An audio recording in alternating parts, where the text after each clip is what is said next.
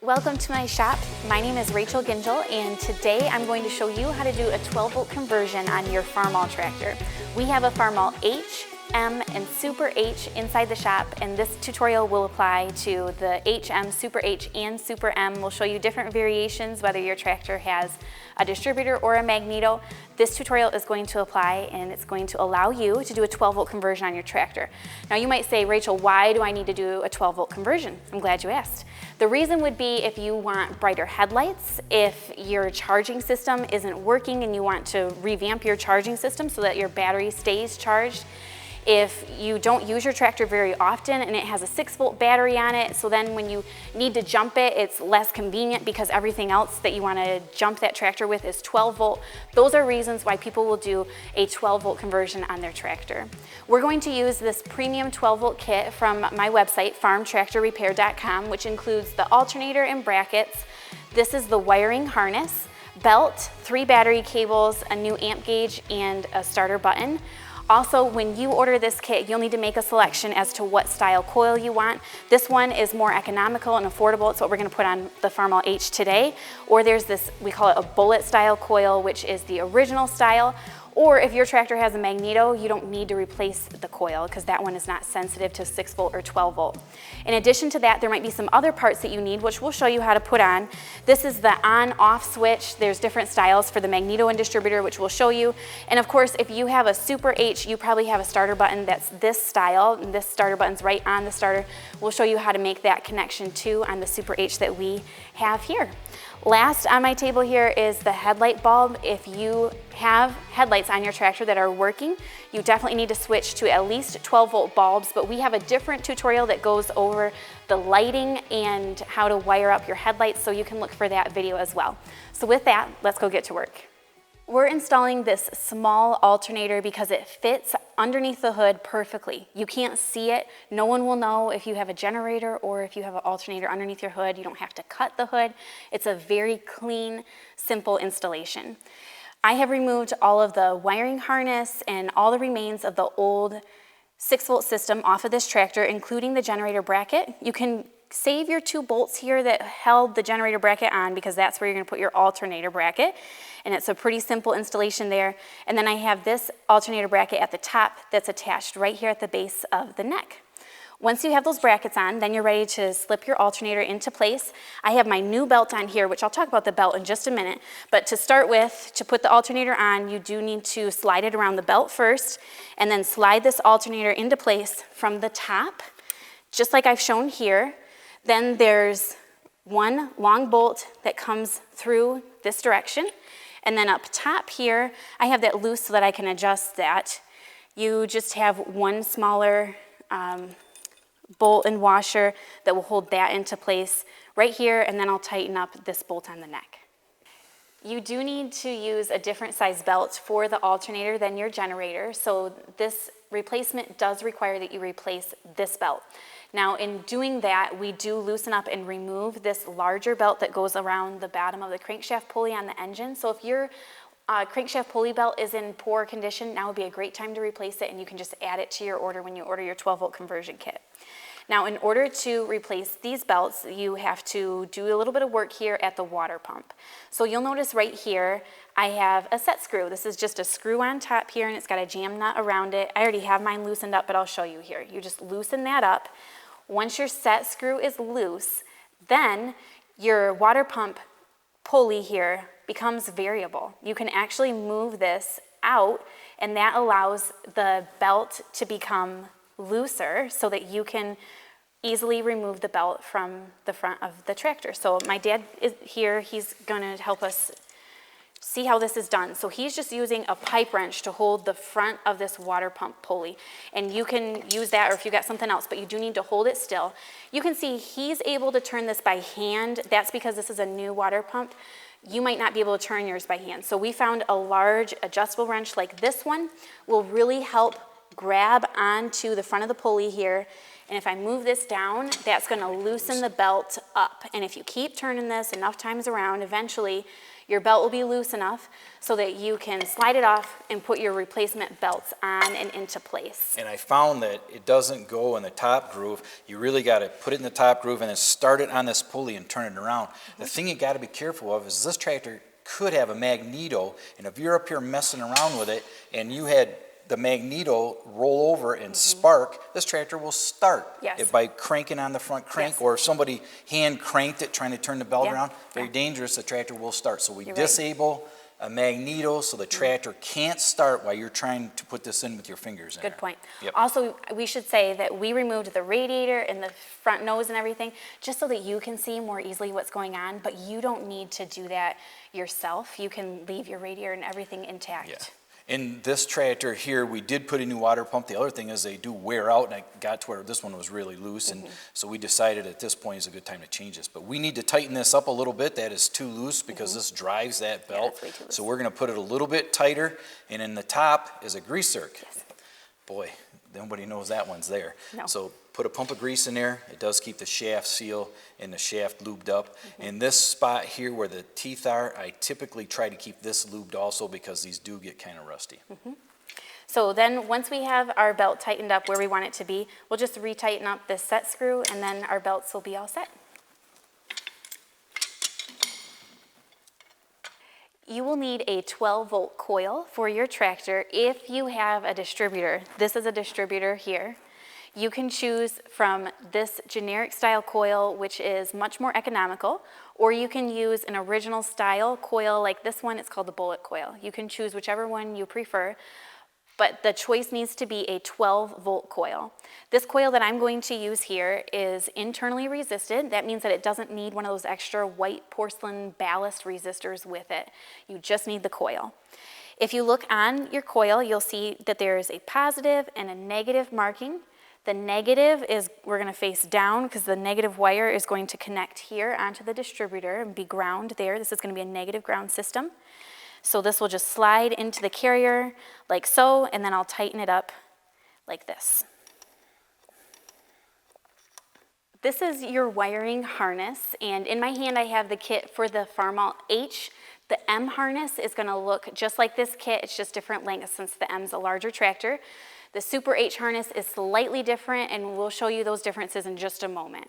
So when you open up this kit, you're going to see that there's one wiring group like this one, and then there are 3 individual wires. I'm going to set the individual wires aside for right now. We'll get to them in a minute, and we'll work on this wiring group. So when you look at the group, look at your red wires, and you'll see that one end has a small ring terminal and the other end has a large ring terminal. Start with the large ring terminal, and you're going to connect it right here onto your alternator. When the alternator arrives to you, it's going to have 2 stacked nuts on it like that. So you just take the top nut off, slide your wire in, and then tighten this up on the top there, and that wire will be all set. Then on this end of the harness, you also have this black wire here. My tractor that we're working on today has a distributor. This is an international distributor, and I'll show you a magneto and a Delco distributor in just one moment, but stick with me here if you have an international distributor. So this black wire is going to drop down here, and it's going to connect onto the positive side of the coil. You still use the positive side of the coil no matter what style of coil you have, if it's this generic style or the bullet style. Then you use one of those individual wires, this short little black one, that's a jumper wire, and it's going to connect from the negative side of the coil right here down onto this post of the distributor, and that's our ground, our negative ground. That's how you can remember that that's the negative side of the coil that is going to have the jumper wire. So if you don't know, you just take this nut off the top of the coil, just like that, being careful not to drop it. You're going to slide the wire on, and you got a washer and a nut to attach that wire. Now, all of you, if you didn't take apart the front of your tractor, just like I did, you're still going to have that rod across the top, and there you can secure your wiring harness to hold it up out of the way. I'll show you that on a different tractor in just one moment. If your tractor has the H4 magneto, like this one, then you're still going to use the same harness. You see the red wire connects up here to the alternator, and the black wire just jumps right down here and connects to the magneto. You don't have a use for that black jumper wire if your tractor has a magneto like this one. Also, if your tractor has a magneto, you don't need to replace the coil. The coil is inside here, and you can leave that as is. There's no need to change it with your 12-volt conversion. You can see that this Farmall M still has the clips up here and on the side, and that's a great place to tuck the wiring harness out of the way and lead it back towards the back of the tractor. It's not very common, but it is possible that your tractor could have a Delco distributor like this one. If so, you just hook it up the exact same way. There's a jumper wire here, and same way with the positive and negative on the coil. I have an extra wiring harness and dash here, and I'm gonna show you how it's assembled and wired up. I think it'll be a better view for you to see it here than if I was doing this back on the tractor. But when you wire up your tractor, you're gonna put these wires into place with the dash right on the tractor where it belongs. So this is the wiring group that we just attached here on this end, the alternator and the coil. The other end of these wires, I'm gonna show you where those two wires go. So this black wire is going to vary. If your tractor has a magneto, then your on-off switch is gonna have just one prong on the back of it, and that wire attaches to that switch. There's just a screw that goes into there and holds it into place. If your tractor has a coil and distributor, like this H behind me, then you're going to attach it to either one of the prongs. It doesn't matter which one. And then we'll come back to the second prong in just a minute. So that's what you do with the black wire. Put it on the on-off switch. This red wire, you're gonna feed down through here, the bottom of your dash, through that grommet, and then you're going to attach it to your gauge. I have a brand new gauge in here, also a new light switch as well, but this is the new gauge. And on the back, this one is marked L or B. This alternator wire, this is the wire that comes from the alternator, we're gonna connect onto the L side of the gauge, just like that. Next, your harness kit includes two individual red wires. This one that has the large loop on it, we're gonna talk about first. So when this is wired up in your dash, you're gonna put the end with the smaller ring terminal through the bottom grommet, and it's gonna come up and it's going to attach to the opposite side of your gauge, the opposite side of your alternator wire. So on this gauge, it's marked B. So I would take this nut off of here and put this wire attached onto there. The opposite side of this is going to attach to my starter button. This is mounted up into the dash. It doesn't matter which side you put it on, but it does matter what else you put on the post with it. When you slide this on here, then you're also going to need to attach the battery cable and make sure that this wire and your battery cable are on the same terminal of the starter button. I'll show you that again when we attach the battery cables, but just start to think about that, how this is going to all work. So this wire comes from your starter button onto the B side of your gauge, which is shown right here. Then we have an additional red wire, this one. This is the shorter of the two red wires, and it has the two matching ring terminals. If your tractor has a magneto, you don't have use for this wire. If your tractor has a distributor and coil, you do need it. So this wire is going to attach onto whatever prong is open and available that doesn't have this black wire attached to it on your on-off switch. One wire here, one wire there.